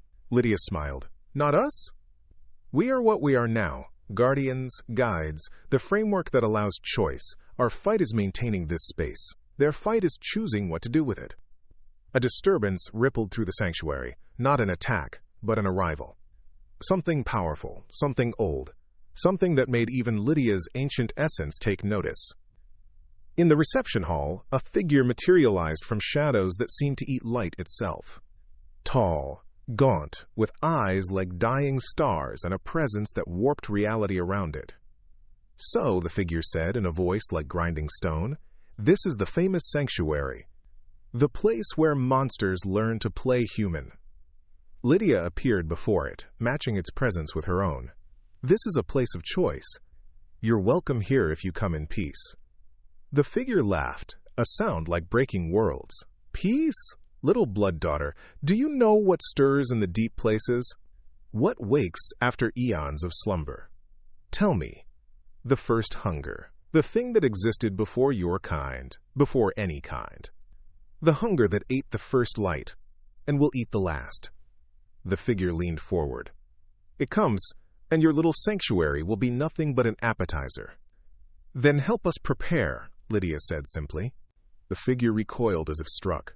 "Help! I came to warn you, to flee, to scatter, to run and hide and wait for the end alone?" Lydia shook her head. "No. If something threatens all of us, then all of us stand together. That's what this place is for. Not just balance, but alliance. You would stand against the first hunger? I would give others the choice to stand, together, balanced, united in purpose rather than divided by hunger." The figure was silent for a long moment. Then something shifted in its dying star eyes. "You are not what I expected, blood daughter." "I'm not what I expected either," Lydia admitted. "But here we are. Will you stay? Will you help?" Another long silence, then the figure nodded slowly. "I am Yorath, last of the Void Walkers. And yes, I will stay. If the first hunger comes, better to face it alongside others than alone in the dark." As Yorath was integrated into the sanctuary, Lydia felt something shift. Not just in the space around them, but in the very purpose of what they had created. The sanctuary was becoming more than a place of balance. It was becoming a gathering point for a war she was only beginning to understand. Standing in the heart, surrounded by the silver fire of the binding and the constellation of balanced souls, Lydia made a decision. "Send out the call," she said, and her voice carried through every part of the sanctuary, reaching her fellow guardians. "To every supernatural being who seeks more than hunger, more than hiding. Let them know, sanctuary exists, choice is possible, and together, we might just survive what's coming." The response was immediate. Elena's vast consciousness reached out through networks of knowledge. Thorn's discipline touched warrior spirits across the globe. Silas's understanding of purpose called to the lost and searching.